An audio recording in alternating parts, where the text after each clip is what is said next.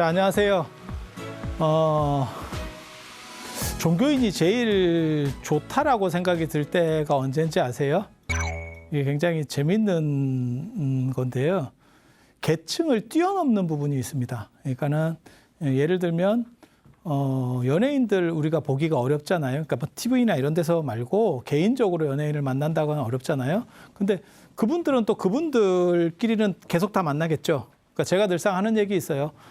박사학위 따기 전까지는 박사가 굉장히 대단한 것처럼 생각하지만 실제로 박사를 따는 순간 내 주변에 다 박사들밖에 없어. 재벌도 마찬가지겠죠. 재벌이 되기가 어렵겠지만 재벌이 딱 되는 순간 주변이 다 재벌이죠. 뭐 그렇지 않을까요? 그렇게 되는 거죠. 그래서 뭐 재벌도 있고 연예인도 있고 뭐 운동선수들도 있고 다 사는 이렇게 어떻게 보면 깜냥들이 다르죠. 그래서 그들끼리 모이는 어떤 그들만의 리그들이 다 존재하죠. 서민에게는 서민의 리그가 있는 거고. 그런데 종교인으로서 제일 좋은 점 중에 하나가 뭐냐면 아무렇게나 다 만날 수 있어요. 어느 정도 위치에 올라가면 그게 뚫립니다. 그냥 엘리베이터가 하나 있는 거예요. 그래서 여기도 했다가 저기도 했다가 저기도 했다가 저기도 했다가. 그러니까 신분을 넘어설 수 있는 힘이 있어요. 그게 불교만 그런 게 아니고 뭐 그거는 모든 종교가 마찬가지라고 보시면 돼요. 이게 굉장히 중요한 거예요. 왜 한족들이 출가하느냐에 있어서 굉장히 중요한, 지금도 그렇고 예전에도 그런 거예요. 그래서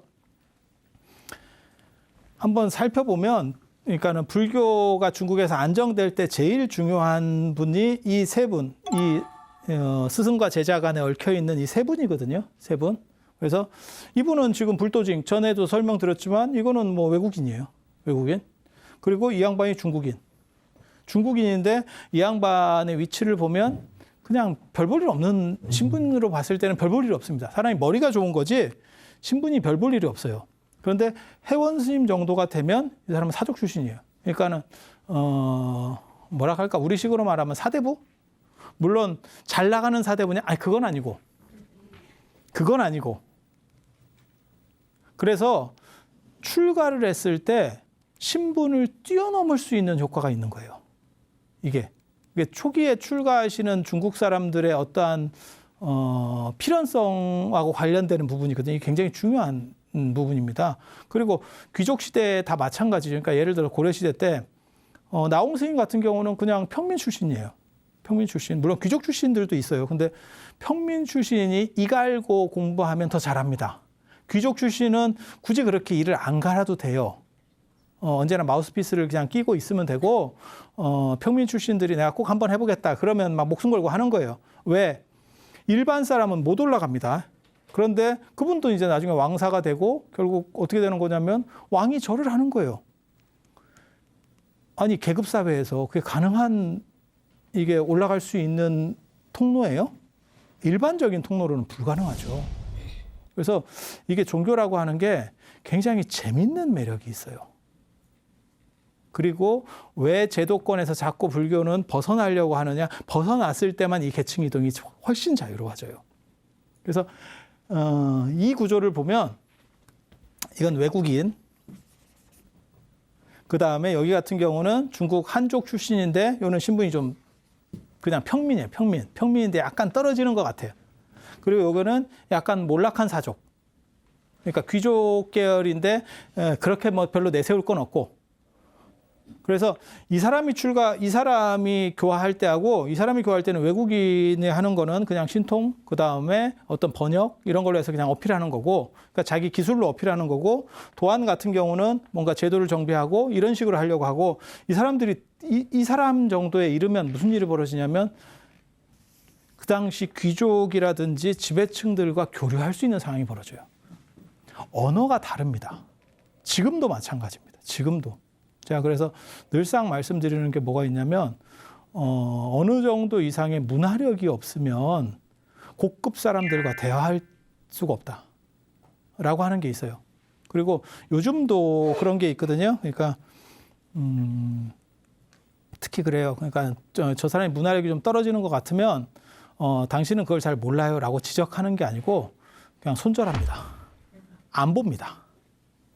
저 사람은 그냥 우리 쪽에서 그냥 빼야겠어. 좀 우리랑 색깔이 잘 안 맞아. 뭐 욕을 하는 것도 아니에요. 욕을 하는 것도 아니에요. 그래서 서로 자기 유유상종이라고 하는 게 있어요. 그리고 지난 시간에 얘기했지만 강남의 저런 귀족 문화에서는 그 문화적 패턴을 모르면 끼어 들어갈 수가 없어요. 그리고 그들이 말하는 문장이나 대화하는 스타일들이 있어요. 그래서 그걸 배운 사람이 나타나면 이제 이 사족들에게, 저 혜원 스님이 중요한 역할은 사실 사족들에게 불교를 쫙 이제 어필할 수 있는, 그 전에는 평민불교인 거죠. 여기는 특이한 사람들, 뭐 저런 것도 있대? 뭐 이러면서 이렇게 관심을 기울이는 단계라면, 여기는 이제 보통 사람들이 이렇게 조금씩 이렇게 찝쩍거리는 정도고, 이건 이제 귀족들이 움직이기 시작하는 거예요. 귀족들이 움직이면 경기가 끝나는 겁니다. 지금하고는 시절이 다르잖아요. 예전에는 국왕이 뭘 지지하느냐, 그 다음에 귀족의 유력자들이 뭐 어떤 쪽으로 지지하느냐라고 했을 때 그 파급 효과가 굉장히 크거든요.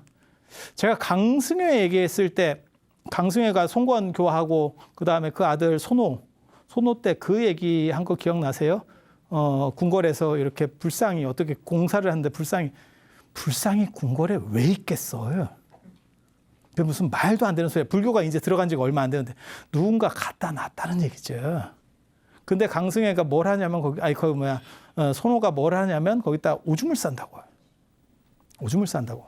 그러니까 그건 그 당시 사람들은 불교를 어떻게 생각하는 거냐면요. 이게 이제 종교 간의 충돌이라고 생각하시면 되거든요. 그 내포 의미는 그런 거예요.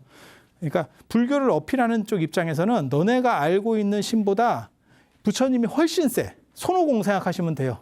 서유기 보면 옥황상제도 손오공한테 안 되잖아요. 제천대성 뭐 이래가지고 막 여의봉 휘두르고 천궁을 다 휘젓고 다니는데 안 되잖아. 옥황제가 결국은 일왕신 뭐 나타태자 뭐 이런 것 좀 동원하다가 안 돼가지고 결국 절단 나잖아요.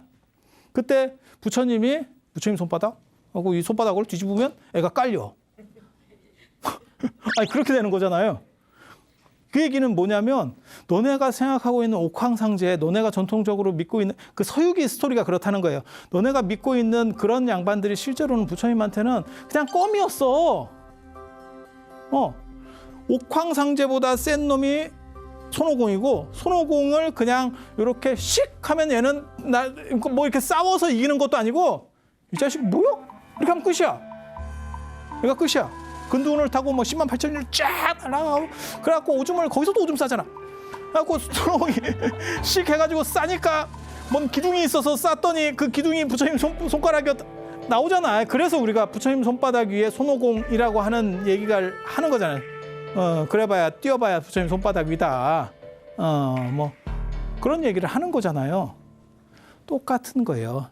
초기에 저런 특히 위진남북조 시대나 삼국시대 같이 전쟁이 빈번할 때는 부처님을 믿으면 너네가 이겨라고 어필을 했다고요. 그러면 그거를 받아주겠어요? 기성 종교에 있는 사람들은?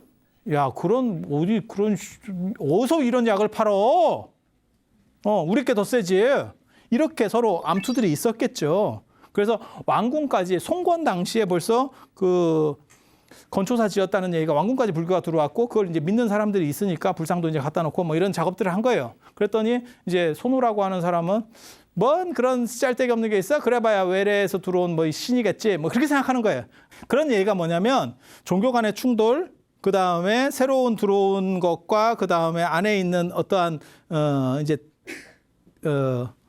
뭐라 할까, 외부의 충돌과 안에서의 적극적 대응 뭐 이런 것들이죠. 그리고 누가 센가로 결정난 거예요. 그 센 데서 어필하는 게 불도증이라는 사람. 불도증이라는 사람이라고 보시면 돼요. 그래서 그런 갈등들이 계속 있는 거예요. 그러니까 지금 여러분이 생각하시는 것 같은 불교가 아닙니다. 초기에는 우리 거 믿으면 무조건 전쟁에서 이겨요. 뭐 이런 식으로 약을 판 거예요. 약을 판 거예요. 그렇게 해서 점차적으로 처음에는 그런 식, 그 다음에 안정화 기조로 들어서고, 그 다음에 이제 귀족들에게 딱 전파하는 이 3단계. 그래서 이 세 분이 굉장히 중요해요. 그리고 이 사람들의 신분도 딱 들어보면 이제 이렇게 해서 불교가 퍼졌구나라는 걸 알기 때문에 이 세 분이 참 중요합니다. 그래서 외국인, 평민, 그 다음에 사족. 그리고 이 사람이 역할이 중요한 게 뭐냐면 그들의 언어, 그리고 그들의 무엇을 추구하는지를 알고 있었다는 거죠. 자기가 사족 출신이기 때문에. 그래서 가려운 데를 긁어줄 수 있는 거예요. 제가 늘상 얘기하는 게 그런 거거든요. 왜 재벌의 고뇌라는 것도 있을 거거든요. 우리는 재벌이 아닌 게 고뇌고 그들의 고뇌도 있는 거예요. 제가 예전에 부처님 설명드릴 때 그 얘기를 했어요. 불교가 인도에서 성공할 수 있었던 이유가 뭐냐면 부처님이 왕자 출신이었기 때문에. 그러니까 왕자니까 나 대단하니까 너네가 날 믿어가 아니고 귀족들이나 왕족들이 무슨 고민을 가지고 있는 사람의 고민을 알고 있는 거죠. 그러니까 거기에 대한 얘기를 해주면 이 사람이 혹 가는 거예요. 공감이 확 가는데? 그런데 가난한 사람들은 그게 불가능한 게 뭐냐면 자기는 돈에 찌들려 있어. 그러니까 자꾸 어떻게 하면 돈을 더 벌 거예요. 근데 저 사람은 돈이 지천이기 때문에 뭐 수십조 재산을 가지고 있어. 돈이 필요가 없어. 근데 그걸 나한테 와서 그 얘기를 해. 그러면 그게 먹혀요? 안 먹혀요. 근데 부처님은 왕자 출신에서 그걸 버리고 왔잖아요. 그래서 귀족들이 무엇을 원하는지, 왕들이 무엇을 원하는지를 정확하게 인지하고 있죠. 그러니까 그 얘기를 거기에 맞는 얘기를 조리 있게 딱 해주니까 오케이. 그리고 그런 사람이 한두 명 넘어오면 그 세력 전체가 쭉쭉쭉 불교로다가 편입이 되는 거죠. 그래서 이게 커지는 거거든요. 그래서 회원이라고 하는 사람이 그 단계를 만드는 거예요. 그래서 이 사람이 땅 파서 시작을 하고 이게 이제 키워내고 그다음에 이게 이제 확 열게 되는. 그래서 지금 얘기하는 거는 이제 도안 스님 얘기를 할 겁니다. 회원 스님 얘기가 전에 그럼 벌써 회원 스님 얘기 했었잖아요. 그때는 문화적 충돌 얘기할 때 범주적인 차원에서 얘기하는 거고 지금은 이제 어떻게 발전 단계로 가는 겁니다라고 해서 역사적으로 얘기를 해주는 거예요. 그래서 마치 범주로 한번 묶어주고 그다음에 역사순으로다가 이렇게 흘러가고 있어요라는 걸 묶어서 이렇게 머리에 정리되게. 이 정도 했는데 정리가 안 되면 저를 탓하면 안 됩니다. 이게 사람이면 이 정도면 합니다. 그리고 저는 여러분들이 다 사람이라고 믿습니다. 설마 뭐 구미 오겠어요? 저는 믿음을 가진 사람이기 때문에 충분히. 그래서 이 도안이라는 분이 뭐 이런 연대를 가졌고 이 양반이 칠도인이라고 검은 도인. 흑두타, 그러니까 좀 시커먼가 봐. 그리고 이 동아시아의 특징이 우리가 뭐 꼭 백인 뭐 이런 건 아니지만 흰 피부 좋아합니다. 예전에도 미인의 기준 중에 하나의 흰 피부가 있지. 검은 거 별로 안 좋아해요. 저도 예전에 얼굴이 하도 검해가지고 제가 콜라도 안 먹고 이랬던 수십 년 동안 콜라를 안 먹어서 많이 하얘졌다는 이런 게 있어요. 그래서 저는 언제나 먹으면 사이다요. 이렇게 콜라하고 사이다하고 뭘 먹을래요? 사이다. 사이다를 장복한 뒤로 제가 때깔이 벗겨졌어요. 아니 맨날 그 깜상 뭐 깜치 뭐 이런 식으로 해가지고 사람이 뭐 그래갖고 뭐 베트남 사람이라는 둥 뭐 맨날 그런 거 그것도 후진국으로 자꾸 연결시켜가지고 선진국 한 번도 해본 적 없고 뭐 그렇게. 그래서 저게 칠도인이라고 하는 게 도인이라고 하는 건 이제 지혜로운 사람 뭐 이런 의미고 이제 시커먼 놈 뭐 이런 뜻이에요. 깜상. 깜상인데 머리는 좋아 뭐 이런 거예요. 그러니까 약간 씹는 표현입니다. 저게 인상파 비슷하지. 인상파. 야, 참 인상적이다. 이래갖고 인상파거든, 그게. 아니, 그게 절대 좋은 게 아니에요. 좋은 칭호가 아니에요. 처음 그 인상파 나올 때. 미술 비평에서 굉장히 좀 씹으려고 했다가, 그러면 우리가 그거 주워 먹지, 뭐, 이러면서 딱 가져가는 거거든. 그러니까 멘탈이 강한 거지. 씹었는데 그걸 그냥, 그러면 내가, 이러면서. 그래서 저 사람이, 또 저 시절에 보면 위진남북조 시절에 재밌는 게 있어요. 곤륜노라고 저게 어떻게 보면 보디가드. 우리도 그런 문화가 있습니다. 저 통일신라 시대 때 보면 저기 경주에 괴릉이라고 있어요. 거기 가면 서역 사람들 이래가지고 낭화봉 같은 걸 딱 도깨비방망이 같은 거 딱 들고 이렇게 무인으로 지키고 있어. 딱 이렇게 뽀대나게 이렇게 수염 꼬불꼬불하고 딱 등치 크고 이렇게. 근데 저 시절에 곤륜노라고 하는 게 있어요. 왜 저걸 곤륜노라고 하는지는 저도 정확하게 잘 모르겠어요. 곤륜노라고 하는 건 곤륜산, 노자는 저게 노예라는 뜻이에요. 그런데 실제로 누구를 가리키는 거냐면 저 동남아시아나 이렇게 남방 쪽에서 온 약간 피부가 검은 사람들이에요. 그래서 그런 사람들을 잡아다가 노예로 팔어. 그러면 그 사람들을 단순 노예로 쓰는 게 아니고 약간 보디가드 같이 써요. 이해가 됩니까? 이렇게 사람이 등치도 크고 그 다음에 이렇게 피부도 까무잡잡하니까 이렇게 딱 몇 명이 딱 버티면 위협적이잖아. 아니 그렇지 않아요? 그러니까 자기는 이제 딱 귀족이고 이렇게 품 큰 옷 입고 가오 잡고 옆에 이제 울부락불락 하는 사람들이 배 좀 까고 옷 헐벗고 금강역사 생각하시면 돼요. 몸 좋고 몸짱 이렇게 딱 등치 딱 이렇게 착착착착 이렇게 연예인들 다닐 때. 예. 요즘은 검은 양복으로 이렇게 뛰어다니지만 그때는 배 까고 다니는 거예요. 왜냐하면 내가 이렇게 세다라는 걸 보여줬기 때문에 등치가 뭐 보디빌더 같이 이렇게 다 이렇게 그게 보통은 저게 골륜노를 남방 사람이라 하는데 북방에서도 잡아왔는가 봐. 그러니까 저희 골륜노라고 표현이 나올 거거든요. 혹시 그거 아세요? 저기 전등사 강화도 전등사에 가면 나부상이라 그래서 여자가 이렇게 뭐 이렇게 이고 있다. 그것도 곤륜노라고 보는 설도 있어요. 그래서 곤륜노가 도상에도 많이 나옵니다. 도상에도 많이 나와요. 그런데 그러니까 남방 쪽 사람도 그렇고 북방 쪽 사람도 그렇고 이렇게 잡아와서 그 사람들을 이렇게 뭐라 할까 좀 힘들게 살게 하는 거죠. 인종차별하면서 그렇게. 그래서 저 도한 별명 중에 하나가 곤륜노예요. 저 정도 나올 정도면 아마 혼혈일 겁니다. 저런 혼혈은요, 그 시절의 귀족 사회에서는 떨어집니다. 그게 인도 서역 쪽이나 안 그러면 저게 실존 인물이라고 하면 아프가니스탄 쪽이었을 거다 이렇게 생각을 하거든요. 지금 그런 사람들이 오면 이제 외모가 다르니까 그래서 이질적인 거죠. 우리는 눈도 좀 작고 원래 동양인이 그렇잖아요. 동아시아 사람들이. 근데 거기는 눈도 막 부리부리하고 이렇게 코도 크고 이러니까 지금 달마도를 보면 저게 사람인가 싶은 식으로 그려놨죠. 그렇게. 그런 식으로 이질적인 걸 얘기했을 거예요. 너무 다르다. 너무 다르다. 그래서 못생겼다라고 나와요. 그래서 사람이 너무 못생기고 이러니까 아무도 신경을 안 쓴대, 이 사람한테. 그러니까 신분도 별로 안 좋은 거지. 그런 신분에서 뭘 좋겠어요. 하고 출가를 해가지고 이렇게 사는데 출가했다고 평등 아닙니다. 귀족 사회에서는 출가했다고 평등 아니에요. 공부하는 사람 있고 그다음에 일하는 사람 있고 그다음에 약간 그 절에서 완전히 그냥 하인 비슷하게 있는 집단도 있고 그래요. 다 신분에 따라서 나뉘어요. 그러니까 평등이고 뭐 공부하면 다 되는 거 아닙니까? 공부할 기회를 안 줍니다. 정확하게 말하면. 우리 고려 때도 그랬었어요. 그렇게 되는 게 아니에요.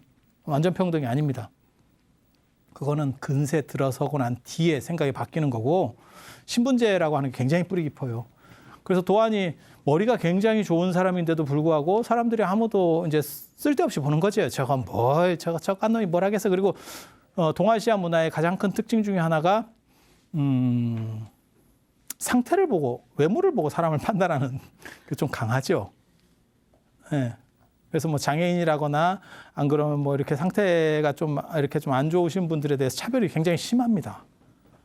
그래서 도안을 이제 계속 이렇게 배척되고 있었는데 그때 불도징이라는 사람이 딱 도안을 보고 저 사람은 범상치 않다. 왜 그렇게 느꼈겠어요?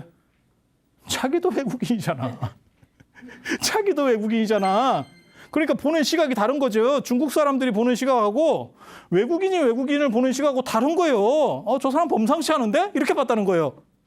그래가지고 책을 이렇게 주면 이렇게 찔찔찔 거리면서 다 외워버린대요. 근데 도안이 원래부터 그랬었는데 그 전에는 신분제를 못 뛰어넘어가지고 그러니까 한족들이 볼 때는 그거 왜 온들 뭐하냐? 그래봐야 저놈은 뭐 별 볼 일 없는 놈인데 이랬는데 불도징이 그걸 알아봐 준 거예요. 알고 보니까 이게 진국이었던 거를 불도징이 발견하고 불도징이 후조라고 하는 나라의 어떻게 국사 같은 역할을 했었잖아요. 그러니까 그 사람이 땡겨주니까 이 사람 머리가 좋고 그러니까 이제 사람이 쫙 크게 되는 거죠. 그리고 저 때가 어떤 시대다? 56국 시대. 그러니까는 북방 유목민들이 내려왔으니까 기존에 있던 한족 귀족이라고 하는 것은 크게 의미가 없어졌죠. 그러니까 불도징이 뜰 수 있는 배경이 되는 거예요. 불도징이. 그리고 이 불도징과 관련해서 굉장히 재밌는 게 뭐냐면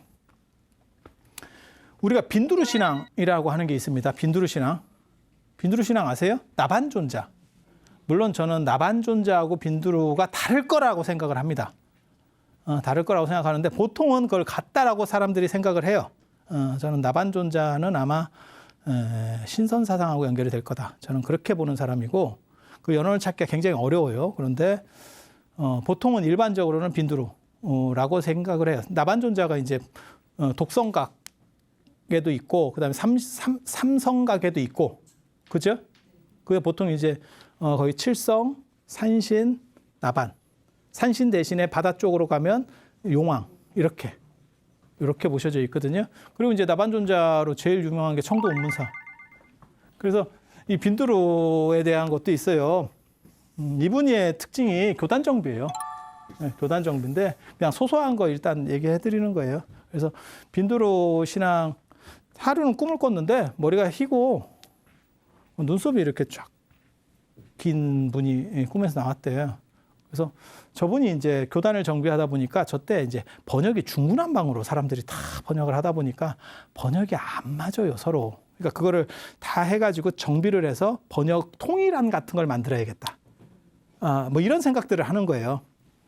그렇게 해서 쭉 진행을 하다 보니까 하루는 꿈을 꾸니까 머리가 희고 눈썹이 긴 양반이 나타나가지고 뭐라고 얘기하냐면 네가 하는 게 맞다. 내가 인도에 살고 있는데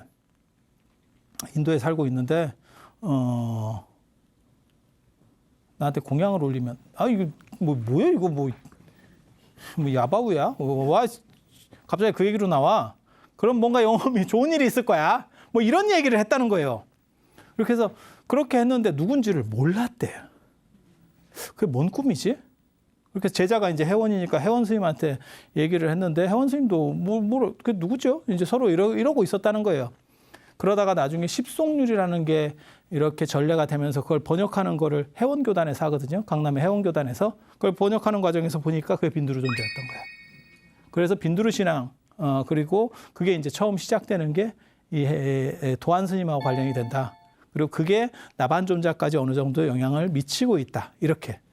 근데 그게 조금 하고가 안 맞는 게 빈두루가 인도에 사는 게 아니고요. 부꾸로주에 살아요. 부꾸로주에. 네, 부꾸로주에 살아요. 내가 저 양반 잘 알거든. 제가 카톡도 하고 제가 좀 압니다. 그래서 제가 이 인도 경전들 이렇게 쭉 보면 저 율장에 저분이 나와요. 그래서 신통 금지하고 뭐 이런 대목에서 망고나무 얘기적 첨부라연 이런 데서 나오는데 그런 걸 보면 나중에 부꾸로주에서 저 양반은 안 죽습니다. 안 죽습니다. 부처님한테 한 칼 묻고 너는 죽지 말고 계속 그 명상의 힘을 통해서 계속 살면서 불교를 보호해라. 그리고 누가 너에게 문제 있다라고 얘기해 주면 너는 가서 AS를 해라. AS를 해줘라. 그랬더니 저때 나타나가지고 뭘 좀 주면 AS가 쉬울 건데 이랬다는 거예요. 공짜는 없어요. 왜? 무상 AS 기간이 지났기 때문에. 이게 굉장히 중요한 거예요. 그리고 관욕에 대한 거 지금 우리가 관욕 이런 거 이 양반이 다 정비하는 거예요. 어떻게 한다. 그러니까 그 당시에는 불교가 인도에서 넘어올 때 중앙아시아 사람도 있고 서역 사람도 있고 인도 사람도 있고 이런 사람들이 막 중구난방으로 와가지고 서로 자기 얘기를 막 하고 번역을 다 해놓은 거야. 그러니까 룰들이 다 달라요. 그러니까 절에 가면 예불도 다 다르고 하는 것도 다 다르고 이게 같은 불교요? 뭐 이런 식으로 된 거예요. 그때 이 도안 스님이 이 전진의 부견이라고 하는 사람이 힘을 실어줘요. 저 전진의 부견이라고 하는 사람이 이제 도안 스님을 이제 후원해 주거든요. 저 부견이라는 사람이 대단한 사람이에요. 우리나라하고도 관련이 있잖아요. 고구려의 불교를 전해준 게 전진의 부견이에요. 372년 고구려의 불교 전례. 그러니까 전진의 부견입니다. 저 사람입니다. 저 사람. 그래서 이 사람이 불교를 통해 가지고 저 거의 다 강북을 다 통일했어요. 이렇게 이제 여기 이 사람들이 내려왔으니까 여기는 이미 합쳐진 거고 이만큼을 통일하고 나중에 이쪽으로 치고 내려가요. 치고 내려가. 근데 여기서 어디에 전쟁이 벌어지냐면 저기 양양전쟁이라고 하는 거예요. 양양전쟁. 예, 양양성 전쟁. 지금으로 말하면 우리식으로 말하면 한 대전쯤 됩니다. 그러니까 정중앙 쪽에 딱 거기를 깨트리면 여기저기 치고 나가기가 딱 좋은 거예요.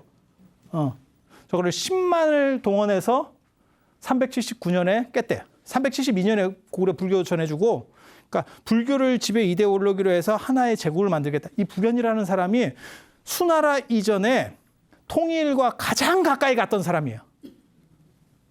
통일과 가장 가까이 갔던 사람.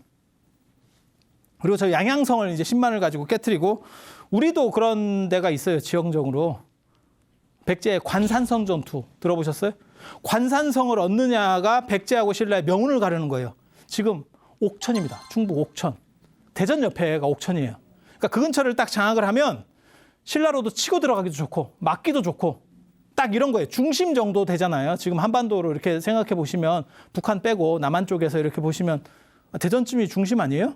거기를 잡고 거기에서 자기가 어떤 힘을 가지고 있으면 쫙쫙 뻗어나가기 좋잖아요. 그래서 양양성 전투라고 하는 게 굉장히 중요한 전투예요. 나중에 원나라 징기스칸 쳐들어왔을 때도 몽고가 쳐들어왔을 때도 징기스칸은 벌써 저 때는 갔고 쳐들어왔을 때도 저희 양양성에서 걸린다고요.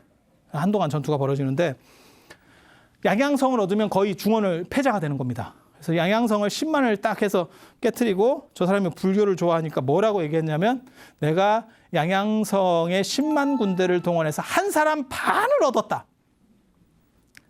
1+1이 아니고 1+ 절반, 이 2분의 1을 받은 거예요. 그게 누구냐면 한 사람이 석도안이고 한 사람이 습착치예요. 습착치라고 하는 사람이 머리가 너무 좋아가지고 사해 습착치요 이러고 다녔다는 거예요. 그러니까는 바다 끝까지, 동서남북의 바다 끝까지 땅 있는 데서 나만한 사람이 있어? 나같이 대단한 사람 없어. 그게 사해 습착치라는 뜻이에요. 사해 안에 습착치가 최고야. 야, 나보다 머리 좋은 놈 나와. 뭐 이런 거예요. 그렇게 습착치라고 하는 사람이 그렇게 큰 소리를 치고 다녔는데 이 도안 스님은 태양산 한동안 유행했었는데 태양산 뭐 중국의 그랜드 캐년 뭐 이래가지고 태양산맥 35만 9천 원 뭐 이래가지고 홈쇼핑에도 많이 나오고 태양산 장각의 다음에 태양산 황산 그다음에 저기 구체구 장각에 그다음에 순서대로 하면 그리고 그 앞에 황산 앞에 뭐가 있었냐면 계림 그다음에 황산 그다음에 구체구 그다음에 여기 태양산 태양산 쪽에서 도안 스님은 이렇게 활동했던 분인데 나중에 양양으로 들어가요. 그리고 또 양양에서 본거지를 하고 있었던 사람이 습착치고 습착치가 저 습착치 후손 중에 대박 난 사람이 있습니다. 시진핑입니다. 시진핑 이름이 습근평이에요. 습근평. 그래서 저 습착치 후손입니다. 저 조상 중에 저 머리 좋은 사람이 있어요. 시진핑 조상 중에. 그렇게 해서 사해 습착치요 하고 다녔는데 도안 스님을 딱 만나고 깨갱하는 거예요. 그때 이제 했던 말이 미천석도 아니요. 하늘을 두루 덮는 내가 바로 도안이요. 도안 스님 또 그렇게 저 사람이 사해 땅 위에서 내가 최강자야 이러니까 하늘을 다 두루 덮는 게 나야 이런 식으로 해서 이제 서로 했다는 거예요. 그래서 도안 스님 머리가 더 좋아요. 그래서 북연이 양양성을 깨트리고 딱 보니까 한 사람 반을 얻었다. 한 사람 반을 얻었다. 그러니까 양양성이 원래 목적이었지만 깨트리고 나서 그런 걸 얘기하면 추접스럽다고 얘기했잖아요. 귀족 사회에서는. 그러니까 내가 한 사람 반을 얻기 위해서 이걸 깼다. 다 이렇게 멋있잖아요. 나는 이렇게 문사를 좋아한다. 공부하는 사람 좋아한다. 딱 이렇게 약을 파는 거예요. 그래서 이 양반은 그렇게 중구난방인 불교들, 그 전에 들어왔었던 중구난방인 걸 어떻게 정리해서 통일시키느냐. 그래서 의식의 통일. 그러니까 설법할 때는 어떻게 하느냐. 다 중구난방인 거예요. 그러니까 그걸 제도를 만들어주는 거예요. 이 북연이 한 사람 반을 얻었다 하면 얼마나 존중했다는 뜻이잖아요. 그리고 북연이 왜 석도하는 외국인 같이 약간 저렇게 칠도인 약간 까맣고 이런데 왜 별 무리 없이 저 사람을 받아들였을까? 유목민 계열이죠. 유목민들은 별 문제 없게 보는 거예요. 한족들이 이제 문제 있게 보는 거예요. 그러니까 그게 섞였다는 거예요. 혼혈 계열이라는 뜻이에요.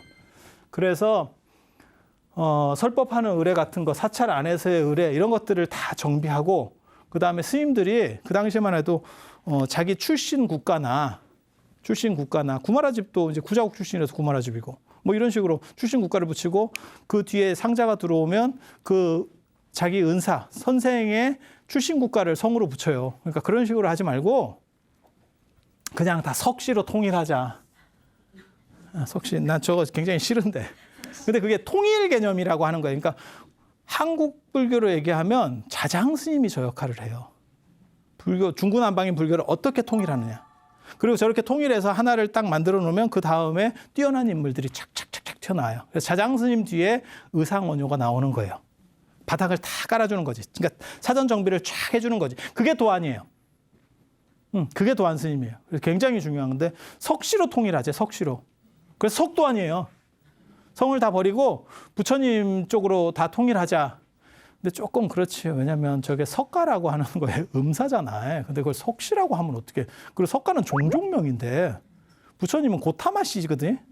부처님의 성씨는 고타마시예요. 그래서 조금 그렇긴 한데 뭐 저렇게 했어요. 저렇게 그 당시에는 저렇게 통일했어요. 그리고 격이불교. 그러니까는 중국식 개념을 가지고 불교를 설명하던 것들을 이제 조금 그렇게 하지 말고 그런 것들을 지향해 가자. 이렇게 제도적으로. 그리고 또 뭘 하냐면 도안록이라고 하는 걸 만듭니다.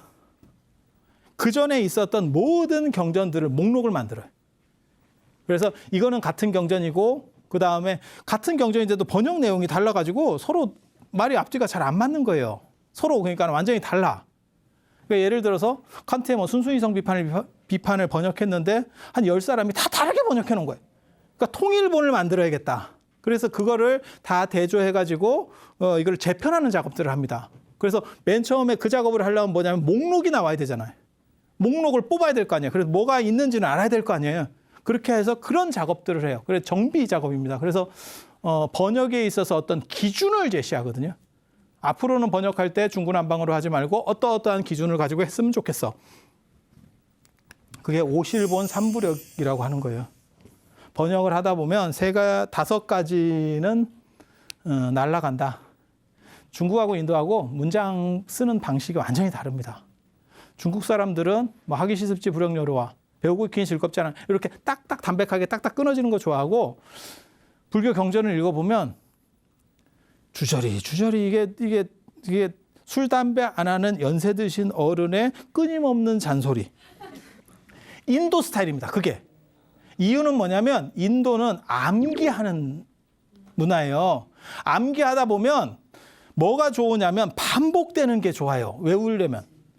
천수영 같은 경우도 뭐 원하속지일체법, 원하조득지해안 이런 식으로 비슷비슷한 구절들을 계속 반복시키면 돌립니다. 이게 외우려고 하니까 그래요. 중국은 쓰는 문화예요. 쓸 때는 그게 번거롭기만 하고 낭비만 돼. 종이만 낭비돼. 얘네는 외우려다 보니까 계속 어떤 리듬이 있는 거죠. 멜로디가. 그래서 너저분하게 쭉 길어져요. 그런 것들을 어쩔 수 없이 쳐내야겠다. 날려야 된다. 날려야 된다. 왜? 날리지 않으면 중국 사람들이 안 본다는 거죠. 근데 이리 날리고 저리 날리고 그렇게 날아가는 게 5종류예요. 그래서 개송이라든지 아니면 계속 600권 대반야경을 볼 때 제일 어려운 일이 뭐냐면 똑같이 한 페이지 정도를 거의 똑같은 얘기를 하고 한 단어씩만 바꿔. 와, 이건 진짜 인간인가 싶다. 인간인가 싶어. 그래서 현장 스님이 맨 처음에 생각할 때 축약 번역을 하자라는 생각을 했다는 거예요.